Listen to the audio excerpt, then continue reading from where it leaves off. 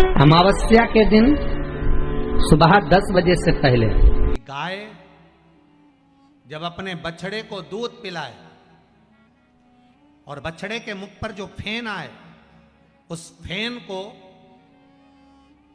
अमावस्या के दिन दोपहर में 12 बजे चम्मच में लेकर जो बच्चा चिड़चिड़ करता हो या पढ़ाई में मन नहीं लगता हो या दिमाग थोड़ा सा कमजोर हो, डॉक्टर के इसका विवेक काम नहीं कर रहा, बुद्धि काम नहीं कर रही है, उस बच्चे को 2 या 3 अमावस्या गाय जब बछड़े को दूध पिलाए, बछड़े के मुंह पर जो फेन आता है वो फेन उस बच्चे को पिला दिया जाए तो बच्चा विद्वान होता है, उसका विवेक काम करना प्रबल हो जाता है। अमावस्या के दिन सुबह 10 बजे से पहले महाराज एक बेल का फल लीजिए। क्या लेना है? बेल का फल, बेलपत्री का जो फल होता है उसको ले लो, उसके अंदर का जो गुर्दा होता है, अंदर का जो भाग होता है उसको निकाल लीजिए और उस बेल के फल में आटा सेक कर उसमें शक्कर मिलाकर उसको के अंदर भर लीजिए। अमावस्या के दिन सुबह 10 बजे से पहले उस बेल फल में जिसमें तुमने पंजेरी भरी है, आटा सेक कर भरा है शक्कर के साथ में, उसको अपने घर में घुमाने के बाद में जिसको कालसर्प दोष बताया है, पितृदोष बताया है या वास्तु दोष का स्मरण बताया है, घर में सब दूर घुमाकर अपने परिवार का हाथ का स्पर्श कराकर पीपल के पेड़ के नीचे तक खड्डा खोदकर उस बेलपत्र के उस फल को दाब दीजिए। महाराज केवल एक अमावस्या करना रहता है, पितरों के दोष से मुक्ति मिलती है और हमारे घर के कार्य सफल होना प्रारंभ हो जाते हैं। कार्य की सफलता होती है, कार्य में सफलता प्राप्त होने लगती है। महाराज आपकी करी गई प्रार्थना मेरा देव अधिदेव महादेव उसको सुनता है, स्वीकार करता है, हृदय से स्वीकार करता है। कभी ये जो बेलपत्र होती है ना, आप लोग समझना भाई हो, जितने लोग दिल से कथा सुनने आए हो वो दिल से सुनिएगा, समझिएगा। कभी हृदय चित्त में अगर आ जाए, चंदन हाथ में लेकर केवल इस भाग को पकड़कर भी अगर आप देवाधिदेव महादेव को बेलपत्र समर्पित करें,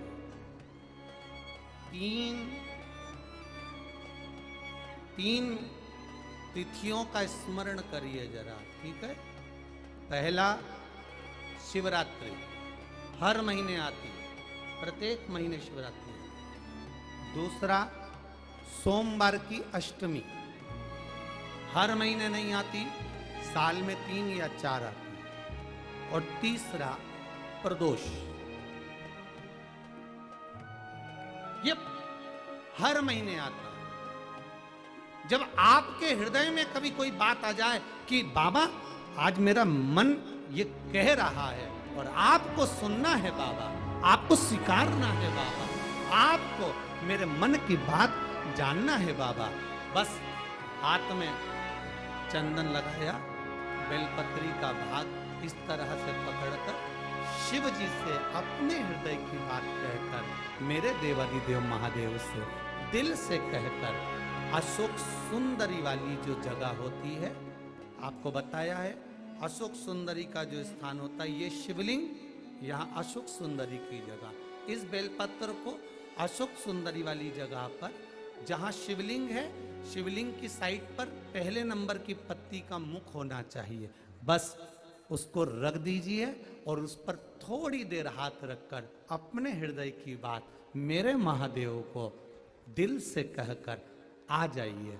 अगली सोमवार की अष्टमी या अगला प्रदोष या अगली शिवरात्रि जब आती है, मेरा महादेव आपकी मनोकामना का भाव पूर्ण करता। ज्यादा कुछ नहीं कर पाओ तो प्रयास करो कि इन तिथियों पे कम से कम एक दीप ऐसा जलाया जाए जिससे हमें समृद्धि, लक्ष्मी, वैभव प्राप्त। घर में भी जो दिए रखे जाते हैं, आपको पहले भी कथा में कहा, विष्णु पुराण मंगरू हमारे चैनल पर डली हुई है, अगर नहीं सुनी हो तो एक बार विष्णु पुराण निकालना, आपको आ जाएगी, उसको सर्च कर सुनना।